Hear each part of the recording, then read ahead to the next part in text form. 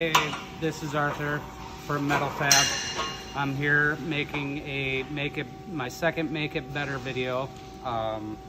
We originally, when making the 15-foot tents, we had to cut off one side of the cap here to fit on the double scissor, and it was a pain doing each one individually on here.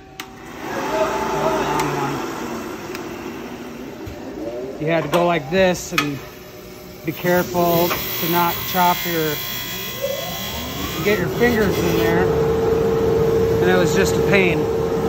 So what I'm doing to make it better is I made this jig. You load it up, holds 5 in this little thing. And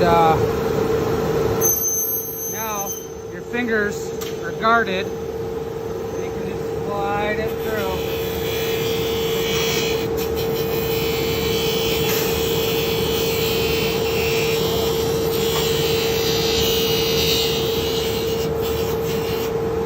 Boom.